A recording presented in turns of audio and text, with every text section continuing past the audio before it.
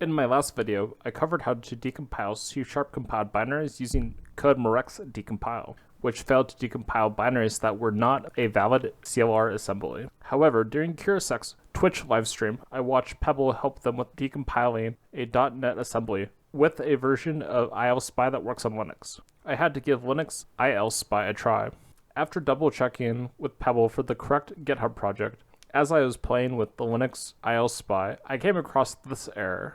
I sent the error to Pebl to help understand, and the response was, "I've never seen that error.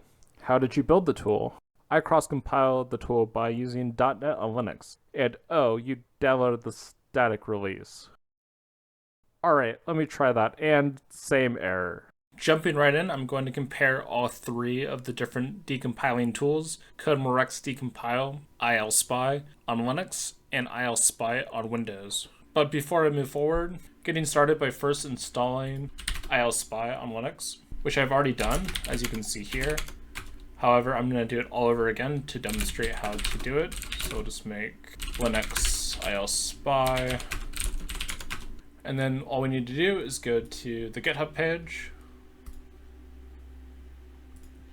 git clone the repo as our first method where we're going to compile it. So git clone ILSpy.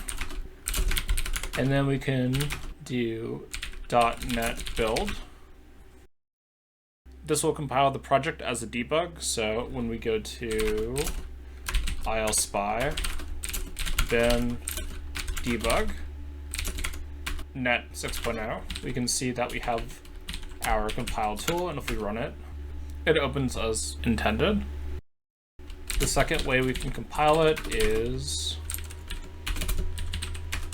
doing a .NET build, but doing -c release, which will just make it a release build. Now if we go into ILSpy bin, we can see that there's now a new release build. And like before, we can run ILSpy.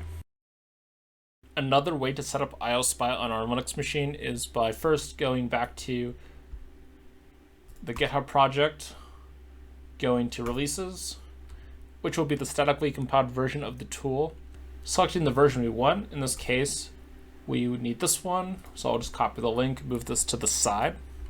I'm going to split the window and go into this folder and make a new directory, because in this way we need to unzip it twice, and when we unzip it the second time it will pop out a bunch of files like you see above. So standalone ILSpy, we'll wget the zip file,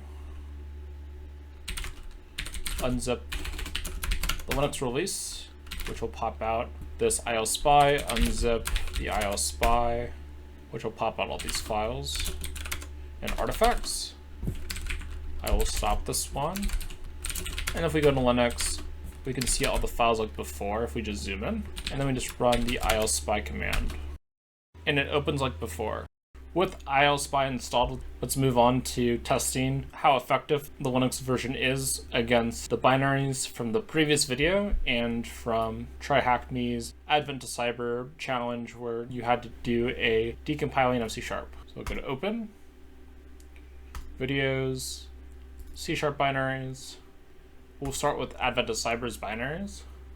Explorer.exe works fine and opens. Make that a little bit bigger. But if we try to open videos, C# binaries, and this other one, it gives us this PE does not contain any managed data error, and it doesn't open properly. Switching gears and going to the binaries in the last video.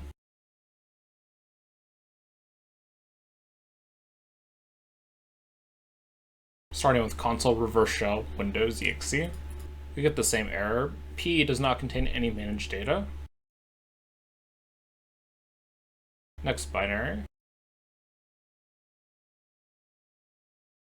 This might take a while. .NET reverse shell does not contain any data error.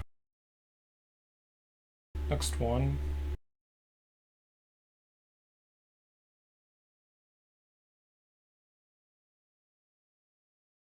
mono reverse shell. This one seems to decompile.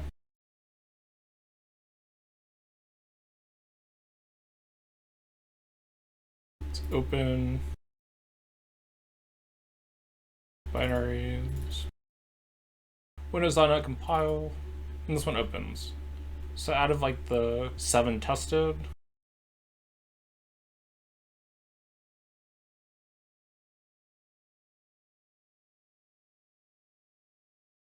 out of the 6 tested, 3 from the last video and 2 from Advent of Cyber, only 2 of them are able to be analyzed. Let's go back with Codemerxdecompile to see if we get different results.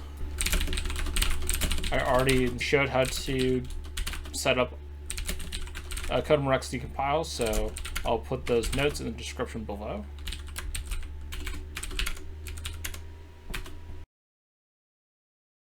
Let's open Assembly.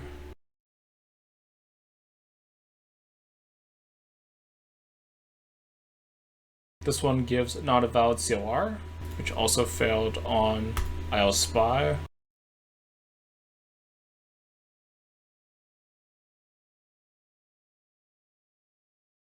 Explorer opens. Back to the binaries that I used in the last video.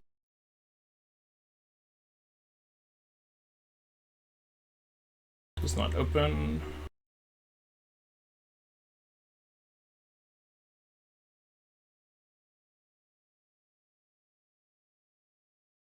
Does not open.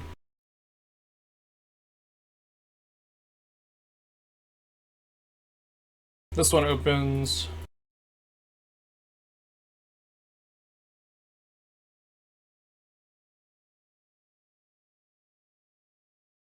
So it seems like between the 2 tools, ILSpy on Linux and Codemerxdecompile, they have the same results for what binaries they're allowed to decompile.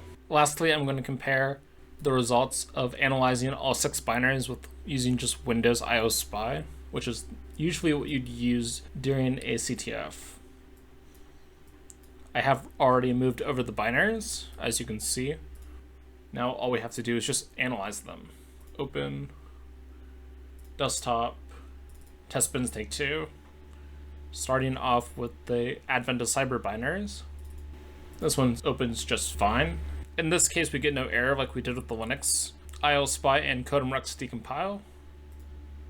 And it should open all these binaries. Decompiled Explorer. Decompiled Console. Decompiled .NET Rev Shell.